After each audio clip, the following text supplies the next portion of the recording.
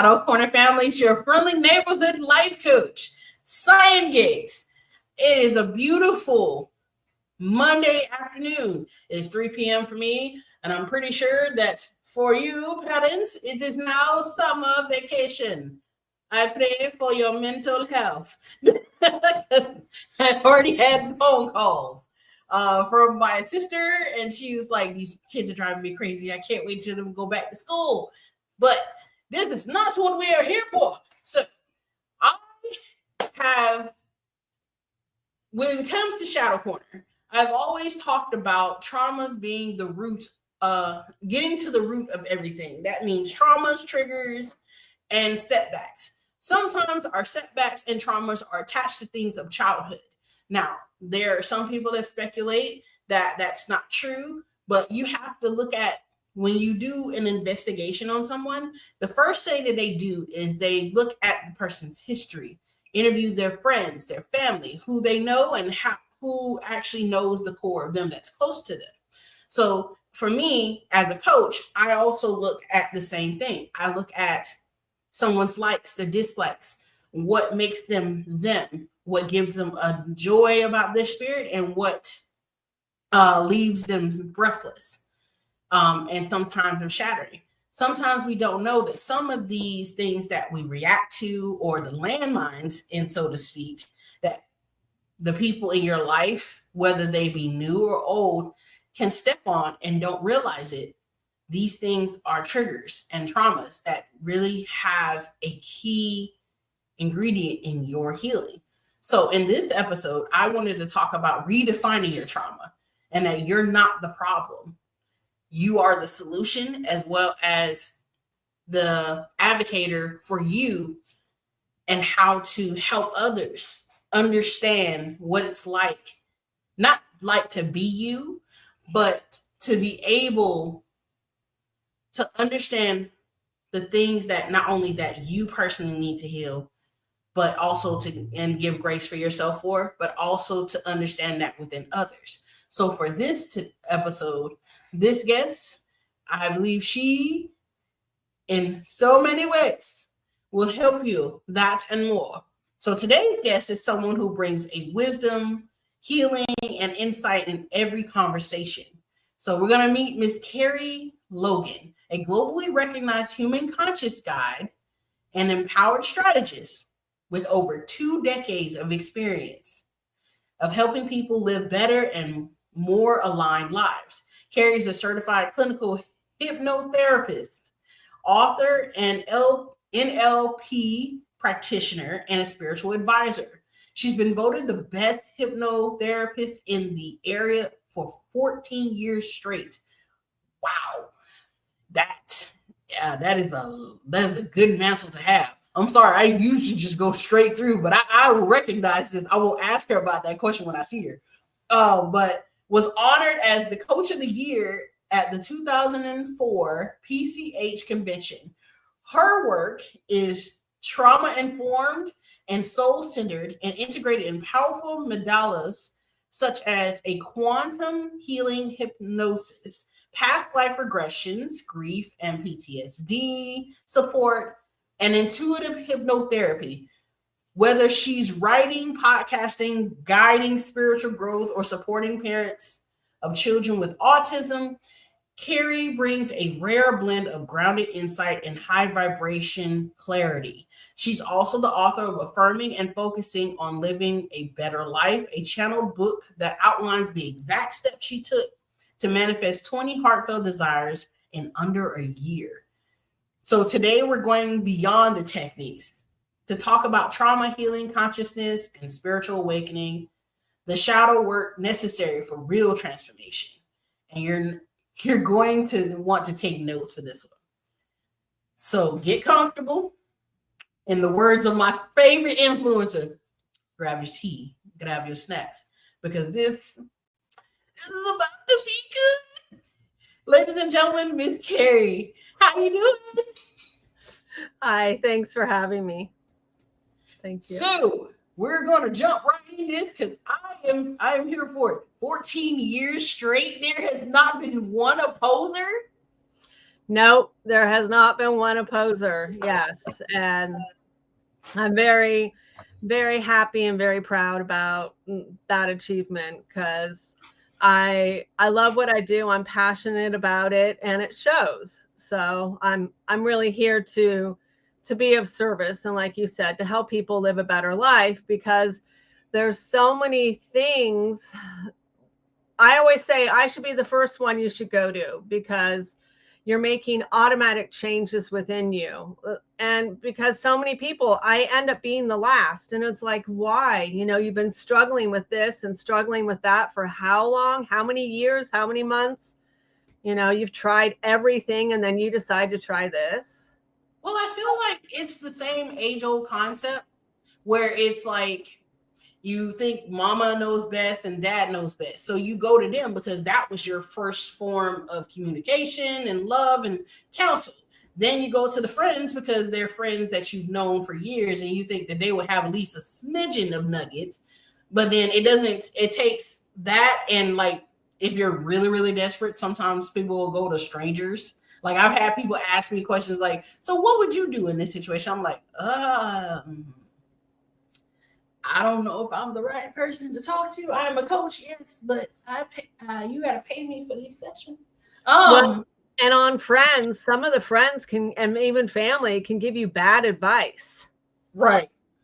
You gotta look at it, that way. People can. So I want to jump in, because when you were talking about traumas and I was listening to you talk, I wanted to give two examples that some people can grasp really easily, but we're not aware of. So the first one is, I read about it in a book, and it's totally true. This young man did excellent in all of his classes except one, and they didn't know why.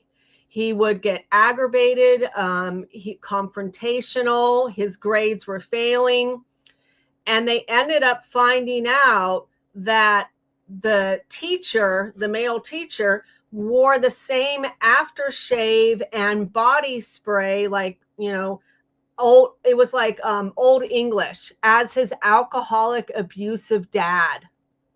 And just that smell created a trauma trigger.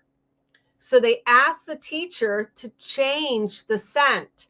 And as soon as he changed the scent, all behaviors went away. Pretty fascinating, isn't it?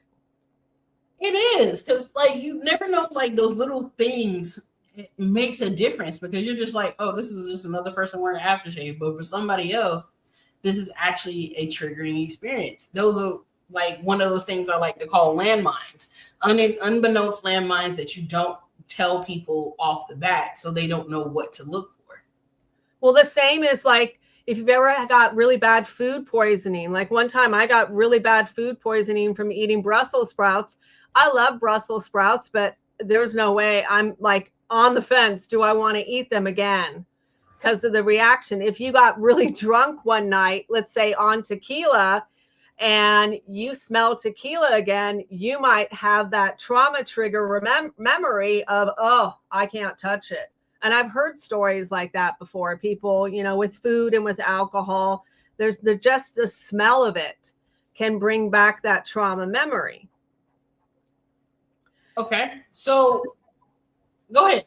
Sorry. Another one that has to tie into the past life regression is, there was one woman that struggled with really bad bladder. She said, I always struggle with my bladder, and it's really embarrassing. And I don't know why. I don't know why. So when we were doing the past life regression, just the beginning phase, you go to one childhood memory before you like go into the process. That first memory came up where she was upset. She was like 3 years old or 3.5, and she was wearing diapers, and she was crying and bawling, and her mom was like, I don't have time to help you. You should be out of diapers now. You figure it out. That caused an extreme trauma trigger for her that impacted this woman up into her 40s. Yeah. And that's when you talk about childhood traumas. That was a childhood trauma, and she completely forgot about it. She didn't remember that incident when she was 3.5 years old. She forgot about it, but her body remembered that trauma and was still carrying it forward, for 40 years. I didn't think that it would go that deep though. Because Yes, it okay, can. so I never knew like it could go that deep. Now, so my first initial thing is, what does it mean? Or let's put it this way: can you share how the journey into consciousness work and hypnotherapy began with you? Because I know that we just like automatically jumped in, but I was like, Yep. in order to know something, you got to know the person. So, can you elaborate for us? So the journey to hypnotherapy, well, I didn't grow up and say, oh, I want to be a hypnotherapist. That never was my intention or plan. And I, like everyone else, had a corporate job and all of that. But when 9/11 hit, the economy just tanked, completely tanked. And I ran out of my second round of unemployment benefits. I couldn't get a job. It was horrible. And the state said, all we can do is help put your stuff in storage, but you're going to be homeless. And I was a single mom at the time, and it was like, there's no way I can do this to my daughter. I'm not going to live in my car. I don't want to be in a homeless camp. I just don't know what to do. And so I went and had a reading by a friend. And she said, you've done everything you need to do here in Oregon. You're going to move back to California, where I was from. And the perfect job is waiting there for you, the job you were meant to do. And I looked at her and I was like, I can't do that. I'm not getting child support. I can't afford to live down there. Cost of living, everything. She said, no, this is what you're meant to do, and it's going to be handed to you. And so, like most people, I was stuck in fear, and I kind of fought it. And when it got to the point where I was going to be evicted and homeless, I didn't want to be evicted. I didn't want it to show up on my, renter's application and stuff. So I willingly left. And I called a friend in the Sacramento area and I said, hey, this is my situation. Can I stay with you and look for work? And she said, sure.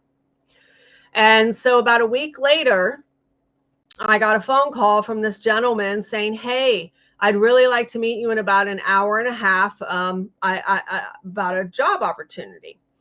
And they didn't say what it was for. They just wanted someone that wanted to make a positive difference in this world, had sales and marketing background, and that was me. And so I get there, and it was a new center being built called Positive Changes Hypnosis. And I walked in and I was just like, hey, I know all about hypnosis. I grew up with a background of meditation, creative visualization. I know this stuff in and out. He gives me a tour. And when we're in the conference room, I had this 3-inch binder full of all my letters, recommendation, things I've done. And I said, hey, do you want to see my portfolio? And the guy said, no, you already got the job. It's yours. I knew I was going to hire you the minute I met you. Yeah. So she was right. It was handed to me. And the real nice thing was the owner wanted me to be trained in hypnotherapy, which was a blessing. So he paid for my schooling. I got trained in NLP, that's neuro-linguistic programming. I got very extensive training. And I got also coaching. I was a weight loss coach, life coach. I got all that training through them. It was just fabulous. But now here's the real kicker is the day before Thanksgiving, I got in a disagreement with the owner's sister, and I thought she was getting me fired. And so I went to my manager and I said, hey, I think she's getting me fired. And she said, actually, she is. And here's your final check. Day before Thanksgiving. Yep. And I looked at her and I was like, you just gave me an award this year. I'm the best one here. I got 3 months of clients booked with you guys. You can't do this. And she said, actually, we can, because she's family and you're not. You got to go. Yeah. And so I went home and I prayed, and I was just like, God, if this is my calling, what everybody says I am meant to do, then give me a sign that's so clear I can't mistake it, because I love what I do. And I know this is my gift. And so when I was done praying, I called that woman, I left her a voicemail, and I thanked her for firing me. And I said, I'm going to look back at this one day as a blessing in disguise. So thank you. I don't know why. I'm just being guided to do that. So thank you. So the very next day, a client came over with a Thanksgiving card and said, I am so sorry this happened to you. You know, you're the best one there. And I've been sitting on this nest egg, and something's, you know, everything lines up. Something, I want to give this to you, no strings attached. And inside the card was a check for $10,000. And she said, I want you to start your own business. Yeah. And when I told my district manager, Michael Porter, which was one of the brothers that started the company, what happened, he said, well, Kerie, you were so dedicated to us, the universe had to kick you in the butt to leave, because you would not have left on your own. And he was 100% correct. And even he was the one that helped me. He even said to me, I've met hundreds of hypnotherapists, but I've never met anyone like you. And when he knew about my spiritual side, he's like, that was the cherry on top. You should have your own business. And he even gave me $500 worth of web development software and said, hey, you can advertise meditation and all of that for 2 years, you know, because I had a contract. But he said, no, you should have your own business. And so a lot of people were supporting me in doing this. And so when it came to the human consciousness part in 2012, I woke up one day and Spirit said to me, you're going to write this book, and here's the table of contents, and go sit in front of your computer and start typing. And so I did. I just listened and I typed and I typed. And I sent it to one of my friends that was a social worker, the first 4 chapters. And she was like, how did you do this? You're not a psychologist or a psychiatrist or even, you know, a counselor. But all of this information you put in here is in my continued education as a social worker. How do you know this? And I said, I just listened. But when I got to chapter 2 was where it got interesting. That's when I learned about the power of our emotions. And I downloaded all this information about human consciousness. And I was guided that there's clinical data to back what I actually channeled. And so I went online, and it was true. I found Dr. David Hawkins, who did the map of human consciousness. He spent like 20 years on this work. But the thing is, he never split it up into 3D, 4D, and 5D human consciousness. And when I tried to get a hold of him that year to tell him, do you know what you discovered? I mean, like, this is a gold mine. He died that same year. So a lot of people wonder, was I channeling him because he never got to complete his work fully? So when I got to that point, and I felt like I kind of hit a roadblock, Spirit said to me, we want you to coach everyone on aligning to the vibration of love, every single person. And I said, okay, I'm going to start to do it.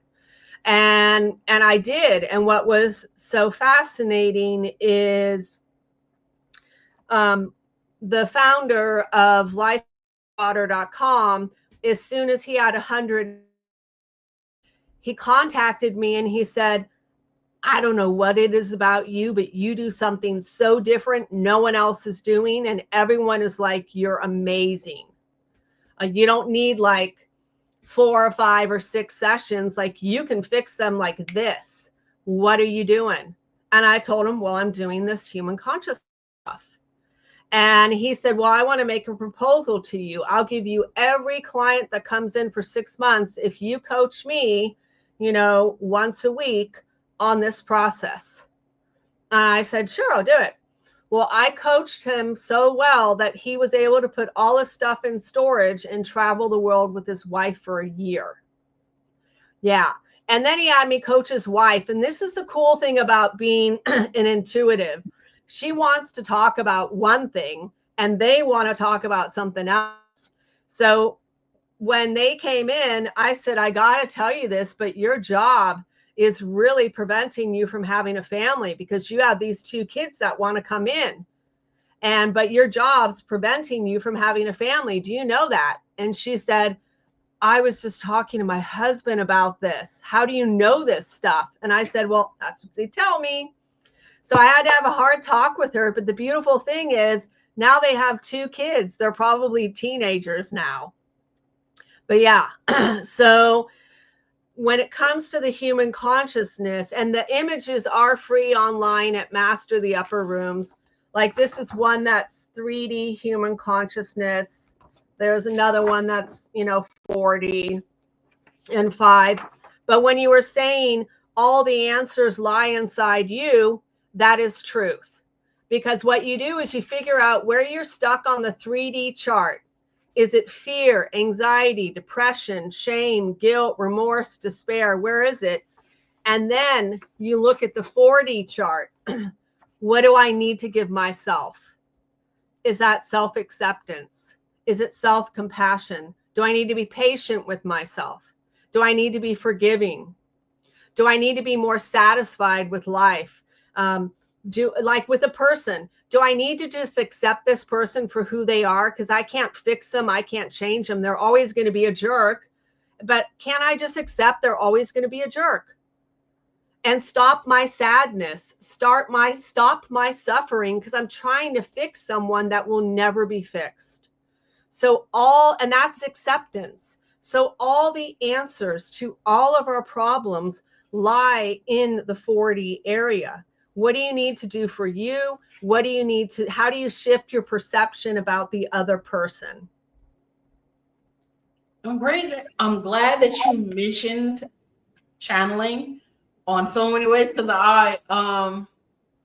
I remember on my end when there was a group that did not believe that I could do exactly what you're doing, where it's like I'll create a space, and I was like, for those that want to see this soul bring to their highest good, you're welcome in this space. For those that have that ill intentions, you stay on the outside.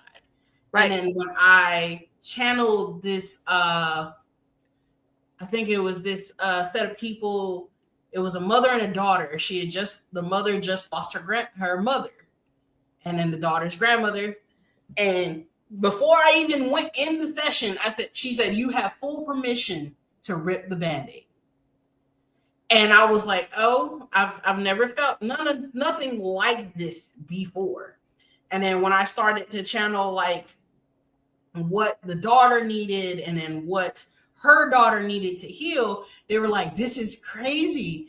Yes. How did you know all this stuff? I was like, it's because of the fact that when you have a direct connection to spirit or your inner knowing, the information is limitless. There is nothing that you can do. And I am so glad that you were able to get out of that rut. But I was like, girl, I wish somebody would give me a $10,000 check. Oh, the things I would do. All the things I would do. But you are correct on that. When it comes down to the things that we personally need to be in assurances, because I've also told like people that I've worked with, I was like, you have to be okay with accepting the person as is, but do not forget the patterns they show you. Because a lot of times that we've had to, not we as in like we, but it's like as a collective, there have been times where it's like, that this person is not too good, but yet you accept them because they remind you of like how your father was with your mother, sweet and loving. But the negative side is like he beats her, and you remember that as a child. So every guy that you've ever run into is toxic, and you don't know where it's coming from, and you're trying to figure out why are you attracted to that. It can be a root to that. And it's also because you don't know what a healthy relationship looks like. So it's like you have to take them on that journey of what the difference is. And it's kind of like mind consuming because it's like you don't know if they're catching the concepts. Because I was like, you are what you attract. So if you're attracting toxicity and you admit toxicity, then that's what you're going to be around. That could also bring to your friends. That could be like people you date, people you associate with. Even if you're not direct friends, you are around them and you're getting something out of it.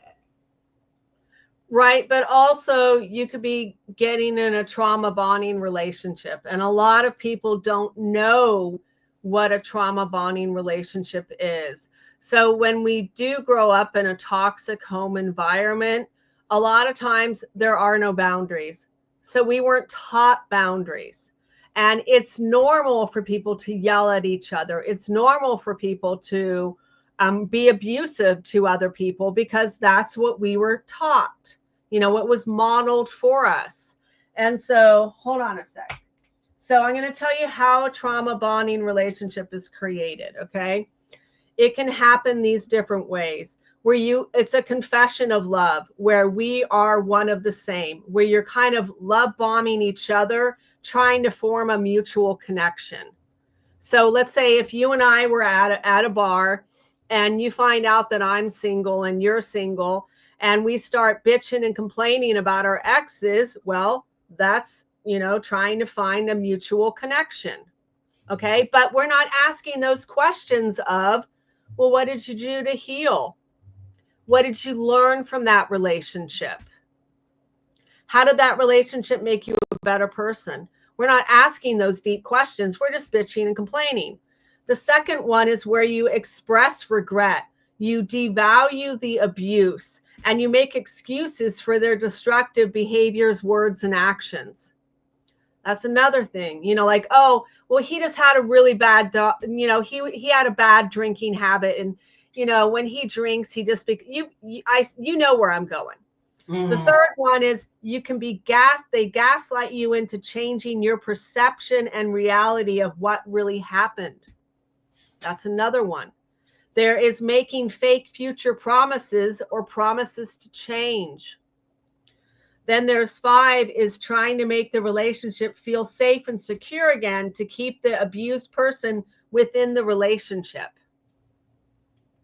There's certain cycles that they have, that they do. And I did do a podcast episode, and this is something that all of you should know. And I just came out this year sharing this, but I'm the author of The Undetected Narcissist. I'm Angela Meyer. So if you go to the podcast, Undetected Narcissist, there is a whole episode explaining what is trauma bonding. And I have one that I posted today that's all about how to forgive the unforgivable. Yeah. And then the next week is about how to, grace through acceptance, how to really accept a person, that you can't change, but you have to be around them. How can you tolerate them? I literally tell you how to do that. So there's different platforms, but yes, the 4 part of the abuse cycle is, here we go. Pressure is built. The abused person or partner often lashes out in response to external censors. Then there will be an incident of abuse or violence, and the abuser will eventually release this built up tension on others. And it's an attempt to regain power by creating a sense of control, composure. Then the abuser will seek reconciliation and can make empty promises that, oh, this will never happen again. This won't happen again. And the abuser will appear calm and try to calm you down so you remain in the relationship and, don't leave.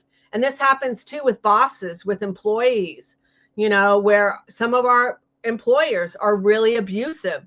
They'll cut you down and stuff, but then they'll try to say, you know what, I'm sorry, that won't happen again. I promise, I value you, but you're always being abused by that employer. It can happen that way also. It's not just in relationships. Okay, so can you clarify this for me? What's the difference between a human consciousness guide and just traditional coaching or therapy? Because I know like a lot of people feel like counselors and life coaches are the same thing, and they're not. Counselors go into probably a deeper perspective for us, but life coaches, what our initial innate thing is getting you to where you want to be after the session, after it, because we hold you accountable. Right. So how it's different is I figure out where you're stuck. I listen to your story because everybody has a pain story. I mean, that's why you're coming to see me. You're going to tell me your story. So I listen to your story and I figure out where your set point is. And then I also listen to your story and try to see, is there any leverage? You know, like, was there any lessons that you learned, but you can't recognize that person taught you a lesson? Because all of us here on earth are teachers and students for one another. Okay. And why we are here on earth is to learn lessons. Because if you don't learn the lesson the first time, it's going to keep repeating and repeating and repeating until you learn that lesson. It's like women that are, they say, oh, they keep meeting serial cheaters. Well, there's something in you why you keep attracting those people. They're all trying to teach you a lesson. And that lesson probably is self-worth, better self-confidence, better self-esteem. Stop trying to pick up helpless, damaged men. You know, you got to raise your standards. So all of those people are there trying to teach you a lesson. You know, everyone is, you know, I like to say that. So with the human consciousness guide, I figure out where you're stuck and to see if there's any gifts, any lessons, or how can I shift your perspective. So I'll give you one example. I was having lunch with a gentleman, and this was just lunch with someone I used to be his boss years ago. And he was telling me a sad story about his second divorce. He recently got divorced. And he ended up finding out that his wife for several years was doing drugs and he was clueless, didn't know. And he was very religious. And when his church members found out and his family found out, they were like, how could you have married someone like that? You know, you should know. Because she was going to the extreme where she was selling her body for drugs. Yeah, that extreme. And he wanted her to quit. He wanted to have her go into detox, and she didn't want to. She didn't want to at all. And when he threatened divorce, she threatened to kill herself. And he was so heartbroken, so heartbroken. And he was sharing that, you know, when he found out, for like the past 2 years, he's just like praying every day, every day. It's like, I could have went to drugs. I could have went to gambling, alcohol, feel sorry for myself, but I didn't. I prayed.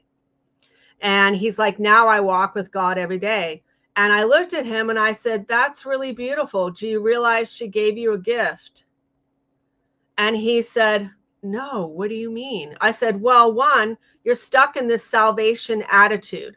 Salvation attitude vibrates at the frequency of 30, which is guilt. You got guilt and remorse. You want to fix this woman and she doesn't want to be fixed. The gift she gave you is your relationship with God. Because before, I bet you didn't pray that often. You know, whenever you needed God, it was like you ordering takeout here and there once in a while. Let's be honest about it. And he said, yeah, you're right. And I said, so you got to stop beating yourself up. And you got to accept her for who she is. She's your teacher of unconditional love, because you just confessed to me you still love her. And there's nothing wrong with that. You can love her so deeply and so sincerely, but you know she doesn't want to change. And that's so hard to accept. So she's also here to teach you that you need to raise your standards. You need to love yourself more. Because I said, here's what happened when you met this woman. Your first wife, you told me, was totally cold. You know, sex was every once in a while. Well, then you meet this other woman who gave you so much affection, so much attention. She love bombed you.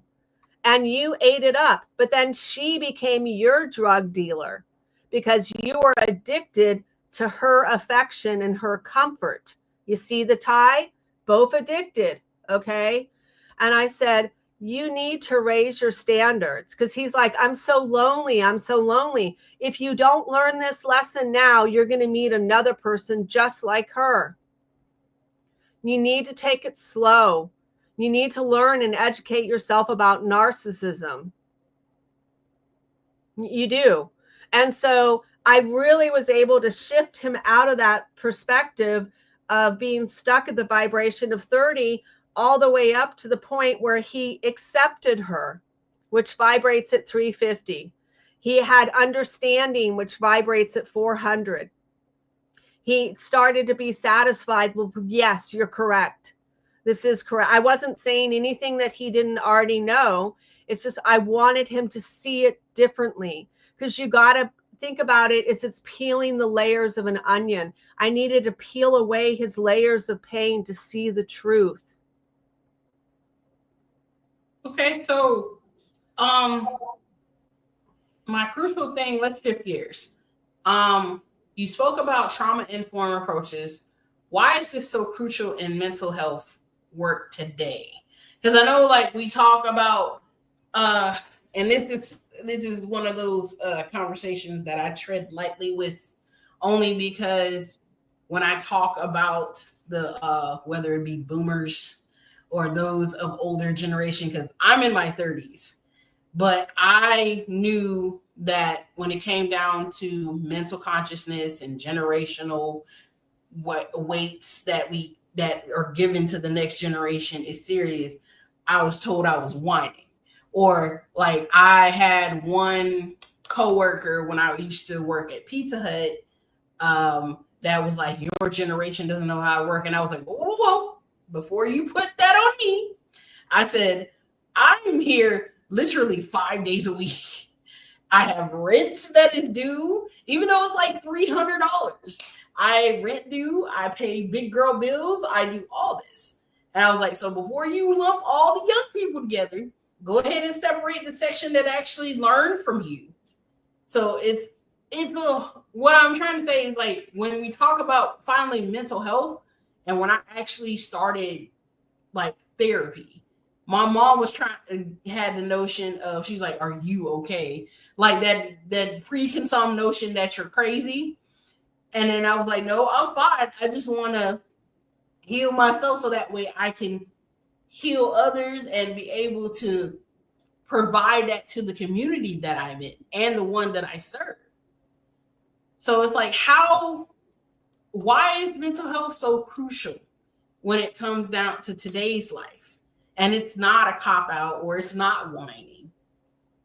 Well, why it's crucial is we live in a time where now we can be vulnerable. We live in a time where we can talk about our feelings instead of stuffing them down. We live in a time where we actually care, where we want equality, we want acceptance. We're living in that time. And that's, to me, is a beautiful thing. And because we're living in that time, people are having mental health crises. They're coming out and they're saying and admitting, I'm not fine. I'm depressed. I'm struggling. I'm sad. They're finding their voices, and they're using their voices, because they didn't grow up in a generation where, like mine, where it's like, stop being a crybaby, shut up. I don't care how you feel. I don't want to hear about it. Those nasty, mean comments that just that silence you, that actually cut you so deep. And that's where I say our words are so powerful, because I could break my arm and it heals, but I could have someone say something so mean and so cruel that they could be dead and it's still traumatizing me, what they said. Yeah. And so mental health is critical, because we need to better support each other as a whole. And so when it comes to trauma, like here's a good example. Have you ever met someone where you meet them for the first time and it's like they're telling you their whole trauma story? They just like unload. That's the trauma speaking. That's called friends. A lot of times we don't talk about it. They're saying those things because they want to figure out, why did this happen to me? Why? I want an answer. I want a solution. When they can't find one, they're basically asking for that. Another one is, some people can just get frozen, where they just freeze and they don't know how to react or how to respond. And sometimes people shame them because they froze. They were in shock. They couldn't believe what happened. That happens. And then some people, go into that fight, flight, or freeze. They get so angry and aggravated. You have to realize that that is their trauma wound being triggered, and it's acting out. So what is I'm trying to make sure that I put it in the right way. So what are one of the most, okay, so rewind, reverse. What are the most common types of trauma you see in your work, and how do you help people move through it? Because I know you talked about earlier about someone who recently got divorced, and then the guy with the his spouse with the drug problem. So it's like, those aren't the only ones that you run into. Are those what you mostly run into as a guide? Like, I can run into sexual abuse, child abuse, domestic violence. There could be a car accident. There was one woman that I met that was here just for weight loss, and she was telling me about her trauma experience at work, where she was working in the school district in a special needs department, and no one wanted to ride the school bus with this one kid who, a 14-year-old boy, who would come out of his restraints and escape the bus. And she said, oh, thinking, I'll do it, no problem, this should be easy. No, she fought with that kid for 20 minutes. He got out of his restraints and everything, assaulted her, violated her, sexually assaulted her. Yes, this woman. And she was so traumatized that she had to go on medication. She had to go start trauma therapy and all of that. And when she went back to work, the principal thanked her for her service, said, yes, you did an excellent job in everything you did. But now we have no one that wants to go on the bus rotation, so you're going to be on it again. She couldn't do it. Her therapist wrote a letter. Her psychiatrist wrote a letter, said, you can't do this to her. She will be trauma triggered again. You cannot. She is not healed. And she was literally forced to quit her job. Yeah, because she wasn't going to do it. She couldn't do it. She said, I can't. And they said, if you come back, we're going to still put you on the bus. And I was just like, it floored me. I couldn't believe that kind of stuff. So yes, there's ways we can be, trauma triggered. You can watch, there's direct trauma and there's indirect trauma too, because you could witness, if you get in a car accident, that's direct trauma. But if you witness a car accident and you have nightmares over and over of the car accident you watched, that's indirect trauma. And a lot of people don't realize that.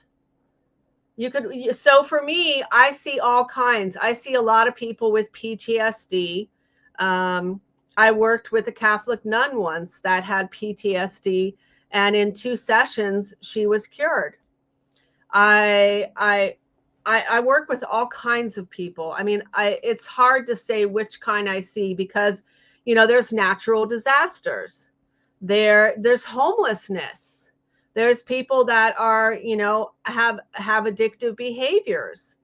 And so there's all kinds of different layers of people. You could live in an unhealthy environment where there's gangs and there's crimes in your neighborhood. That can be traumatizing.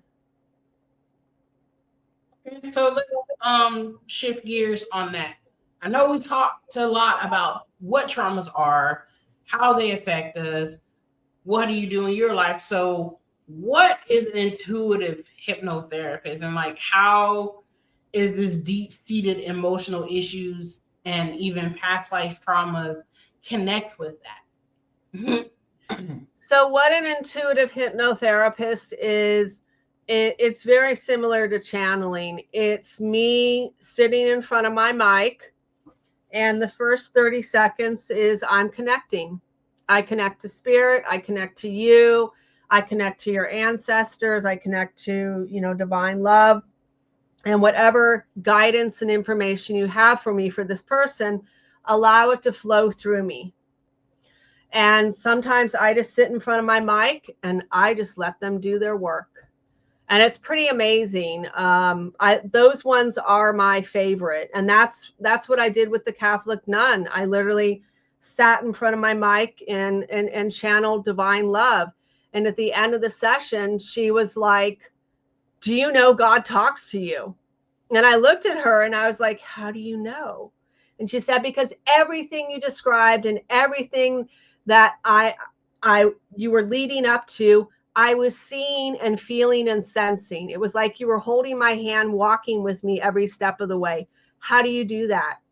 And I said, "Well, I was there because that's what I saw and that's what they wanted for you." And it was so amazing because there is an episode on the undetected narcissist about human consciousness where she said she went back to the monastery and questioned, "Am I doing the right thing? Is this right? Is this wrong?" And she said, "I was standing in line for prayer and something in me said, no, you need to step out."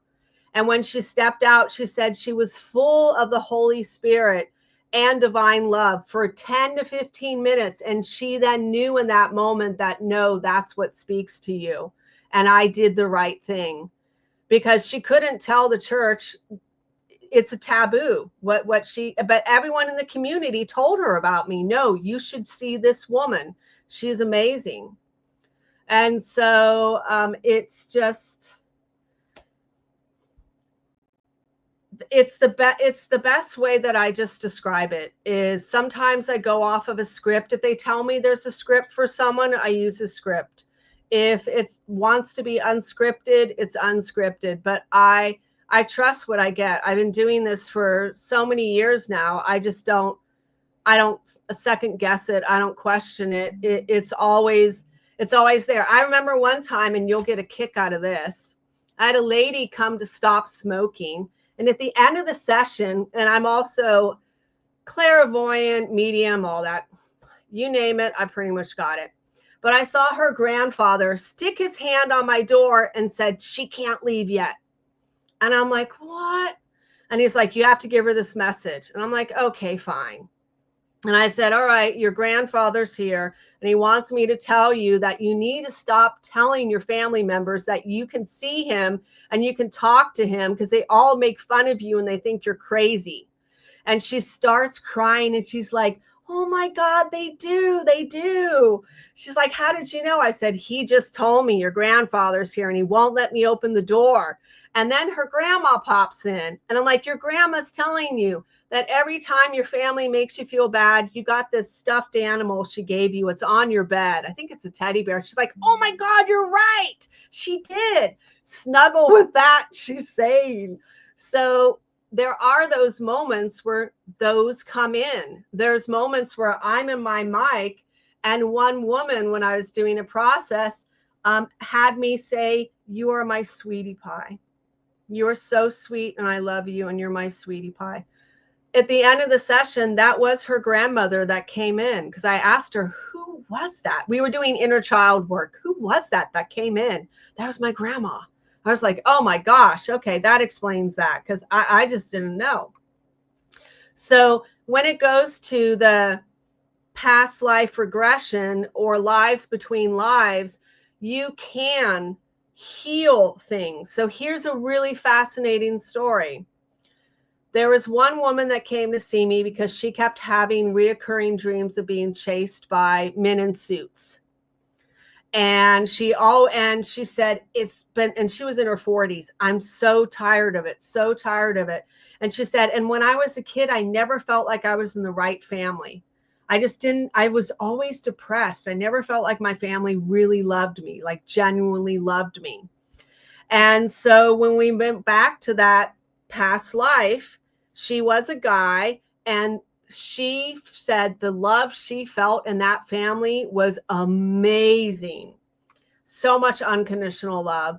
And yes, she was chased by men in suits, the gentleman that she was, because I think one of the brothers got involved with gambling or something and owed a debt, and they went after him. And so they shot him and threw him in a hole in a pit, and was left there to die. And the alien father was at home waiting for his son to return, and he never did. And so that when that happens and it's not really your time to go, it can create a negative imprint on your soul. And so what I told the soul is, I said, would you like to create a new memory? And the soul said yes. Because I said, I want to create a new memory with you where you actually didn't get shot and you escaped and you got back home to your family. Would you like that? And the soul said, yes, I really want that. I do. And so we did it. I guided them out. Okay, so look at your body. You don't have any gunshots wound. Look at it. Find a way where you can exit. You're going to sneak out. Now find your way back home and see what would happen. And it's fascinating. I've done the same thing with a woman that was killed by a drunk driver in a past life. And this young girl, I think before she was like 22, had already been in 5 car accidents. First one riding a bike when she was 16, another one a passenger in a car, yada, yada, yada.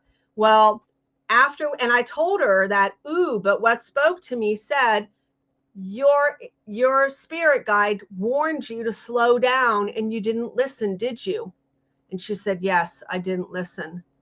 And so what was so wild was 3 weeks later, she's in a passenger car. And I told her, when you hear his voice, because she got to know his name, listen to him.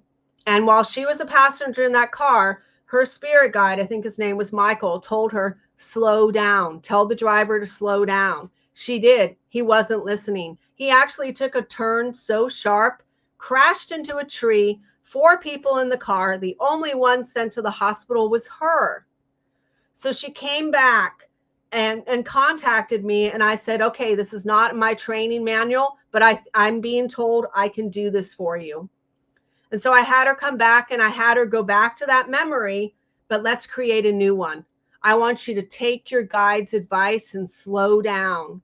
And when she did, and the drunk driver missed her car, her spirit literally blew up. Like she said, it was like this massive light and these wings. She was just tears down her face. She was like, thank you, thank you, thank you.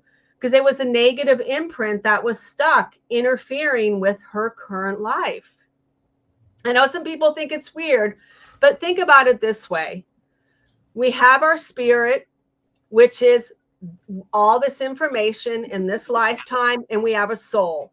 And our soul is energy. It will never die. We never die. We are all immortal. This vessel will decay, and when this vessel decays, 21 grams of my energy will go back up, and if I have more to learn, I'll find another container. I'll find another body to go in. That's why there's old souls and there's young souls. And we're all here to learn lessons. And when we learn all the lessons that we're supposed to learn and we master human consciousness, then you become someone else's guide because you're just pure energy.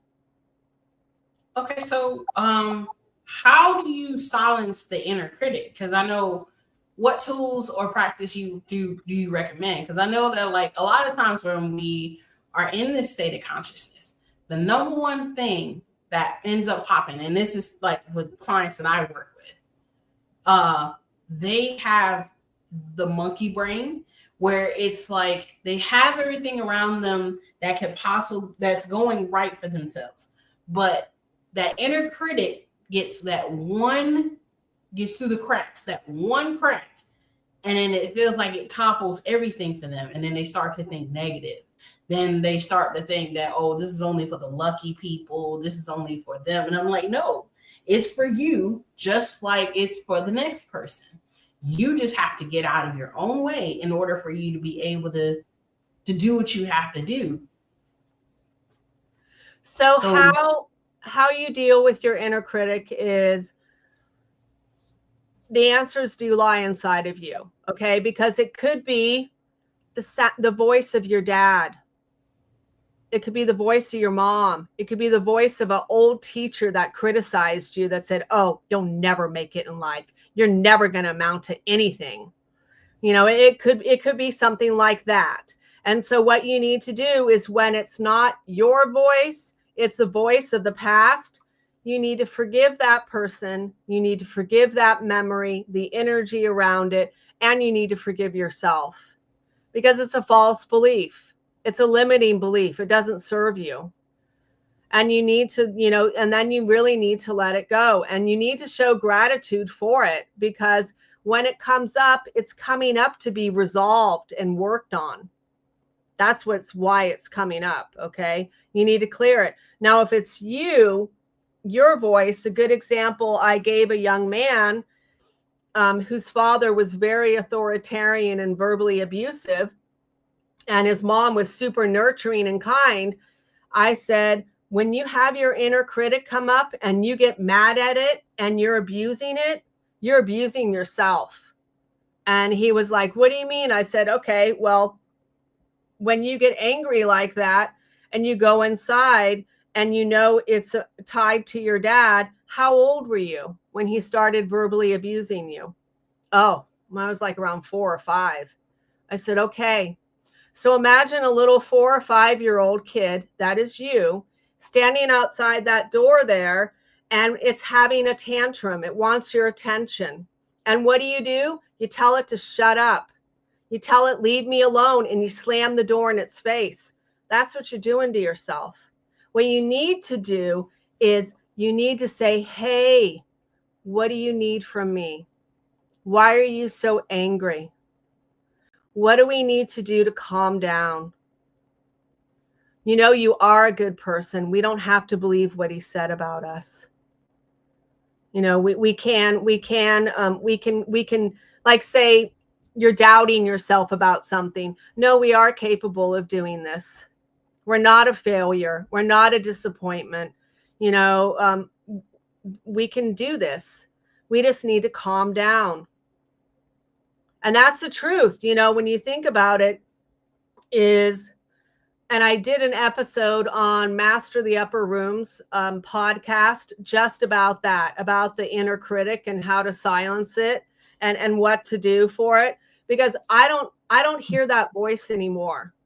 I don't. And that's the beautiful thing, is when you learn to heal yourself and clear all those layers, all those trauma stories within you, and it's like you're liberated. You're finally free.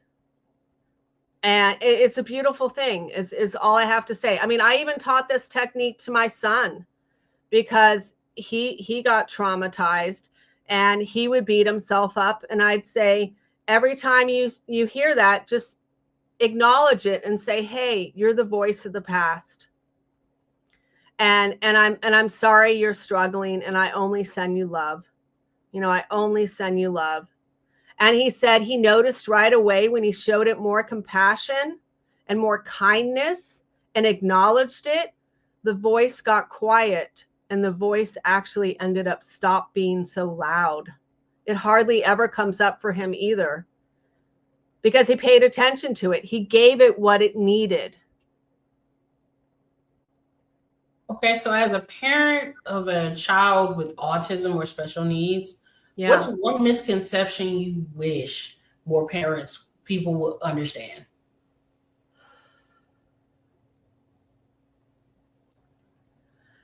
God,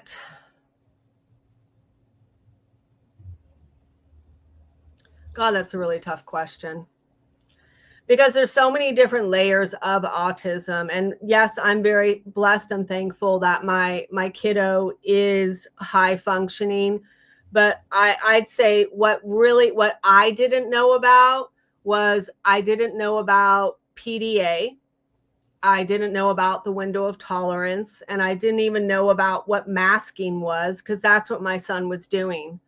And that's really what happened to us. Is my son was so afraid of his dad that he would be on his best behavior at his dad's house and then come home and fall apart at my house.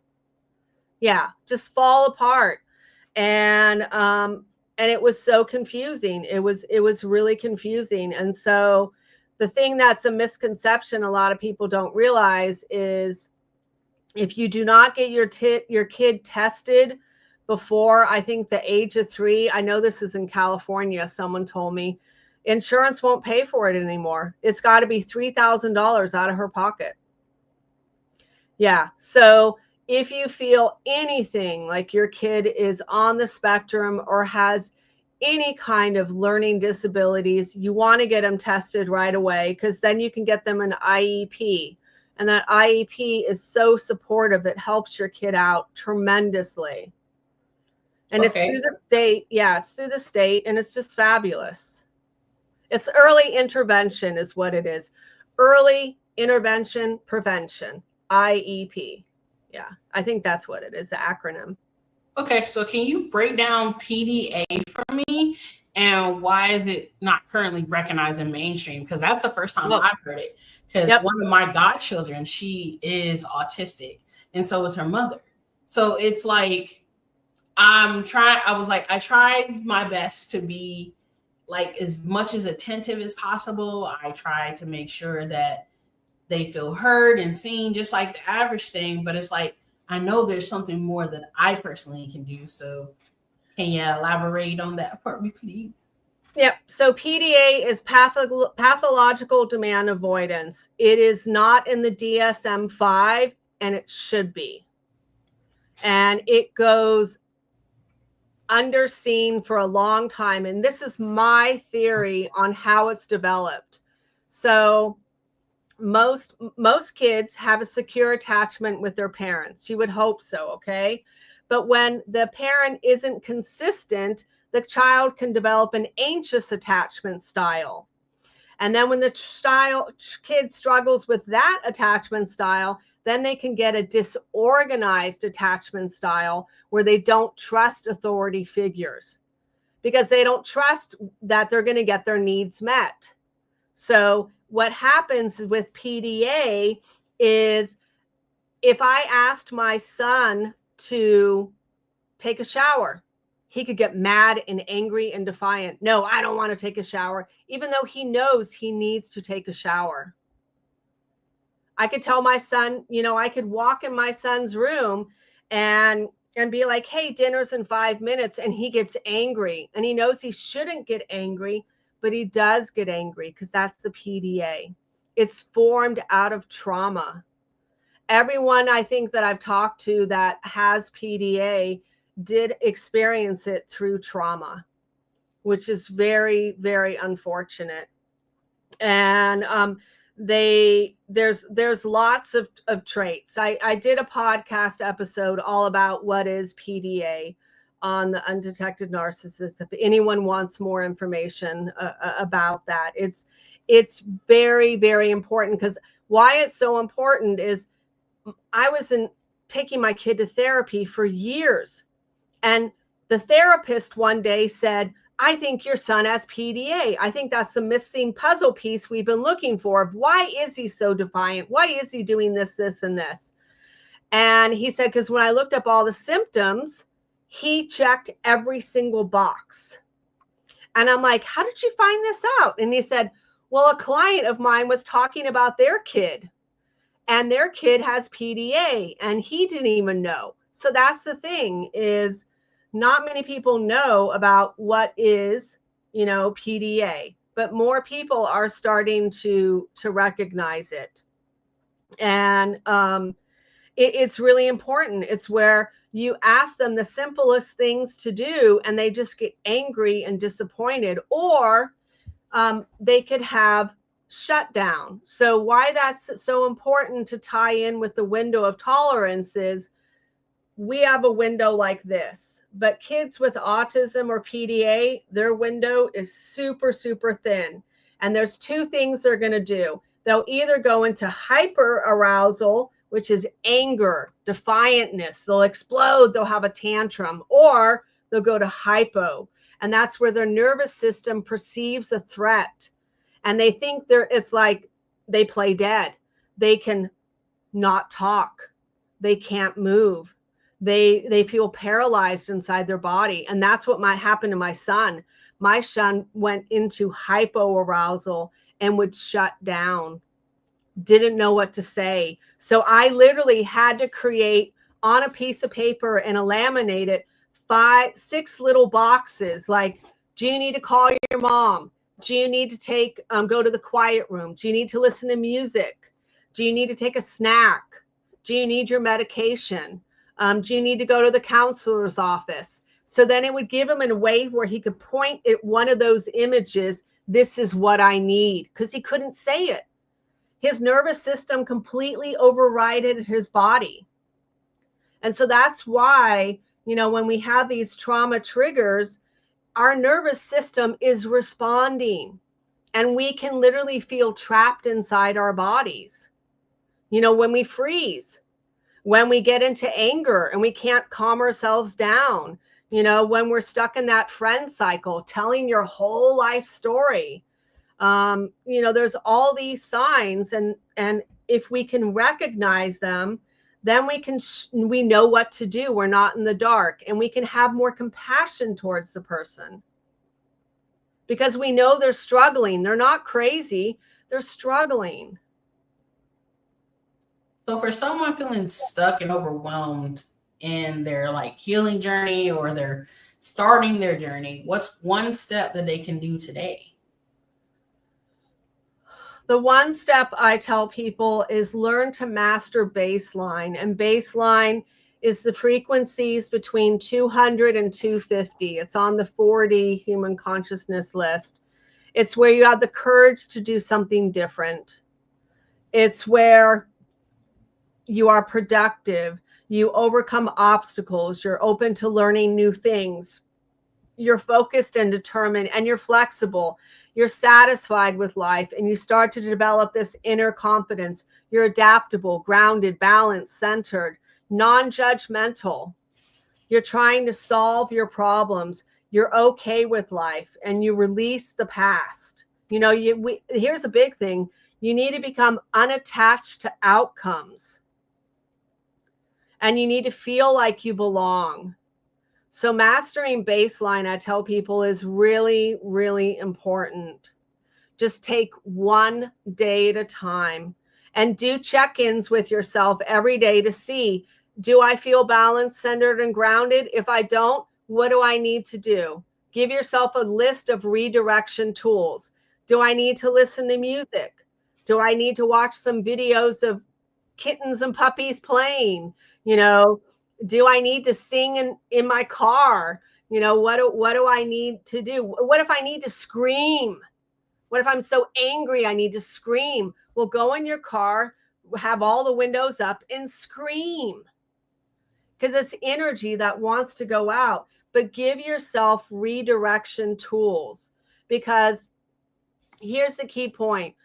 We all get breaks with our work, and we get lunch breaks. And whenever I see smokers, I tell them, you guys got it made, because you have an excuse to take a break. Well, now, because what you're doing is you're deep breathing. You're calming yourself down. You're getting grounded, balanced, and centered. You're solving your problems from a higher perspective instead of being stuck in anger. I said, so now that you're going to be a non-smoker, I still want you to take those breaks, because they're sanity breaks. It really is important. You're taking a sanity break, and play a game on your phone.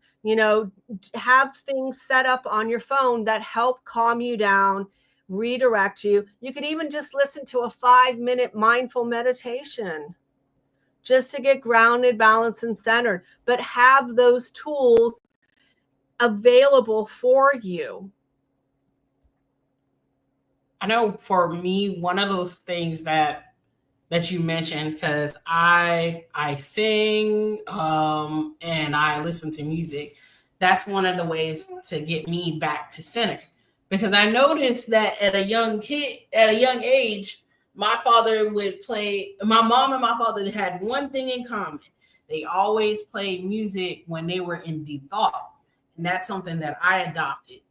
And I knew that I was like, if I needed to think about something, or if I needed to reconnect with myself, that was one of the things where it's like I had to shut things out and try to make sure that I could write it down, whatever the message I would get.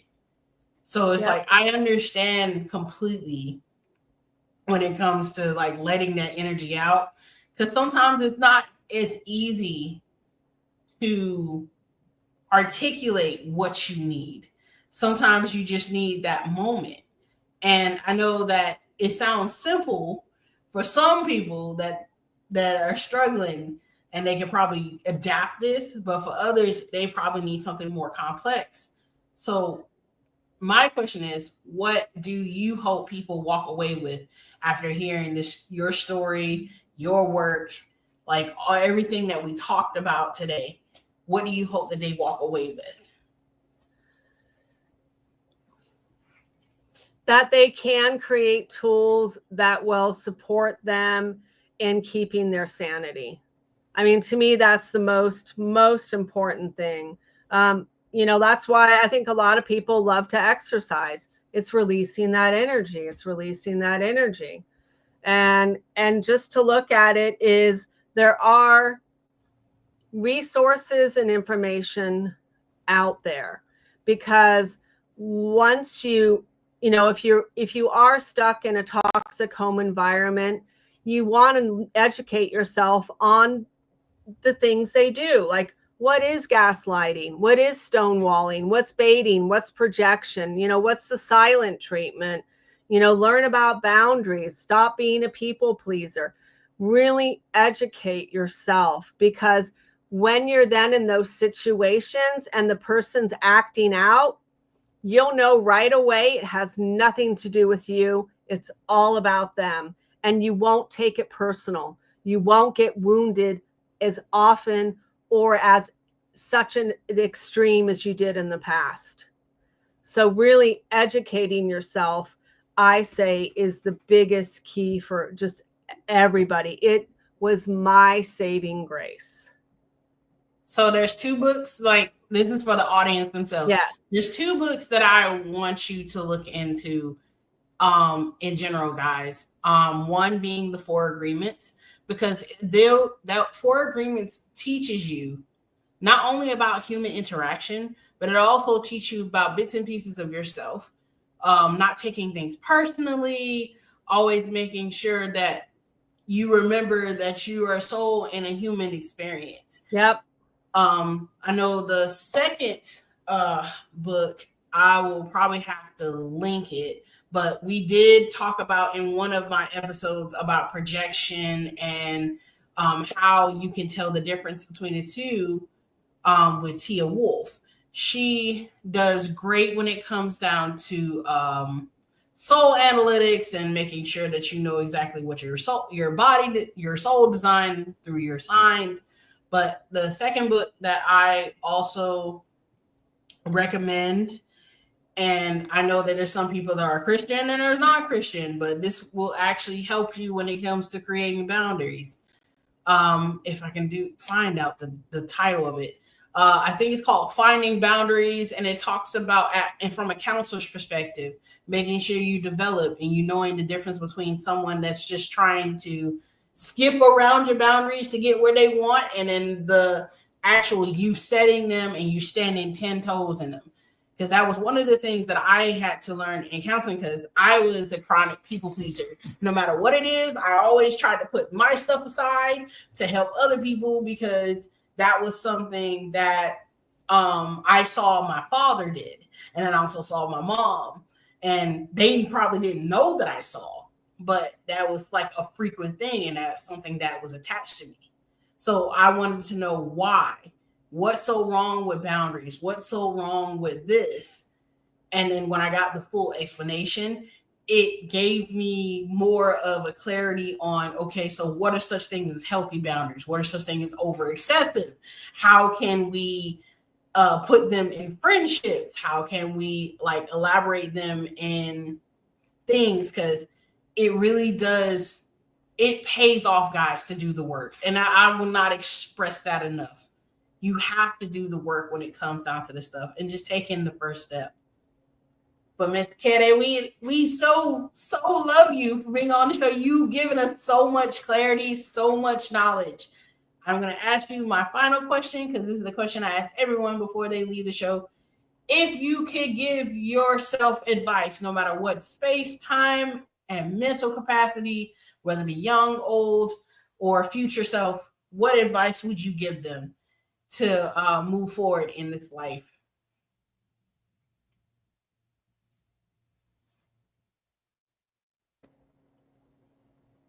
Are you back? Yeah, I'm back. You back? Okay.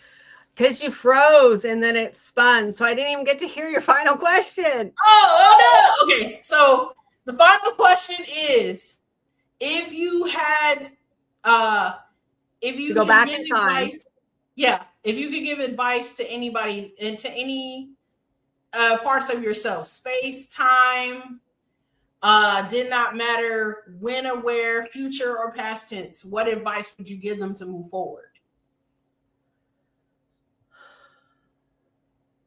You can take a moment. I will It's going to be literally a bumpy ride. It's going to be a bumpy ride, and it will feel like hell, but you're going to get through it, and it's going to be amazing, the things that you're going to do.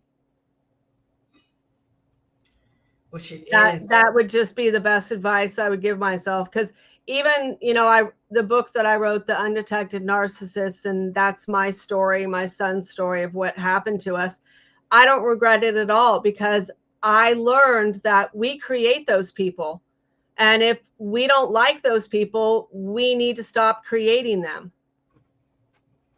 And it starts with us. And so and I've actually helped a narcissist change. I know it sounds crazy, but yeah, I helped this one guy change. I met him when he was 35. He actually texted me last week on his 40th birthday, thanking me, and shared his YouTube channel where now he posts all this inspirational stuff.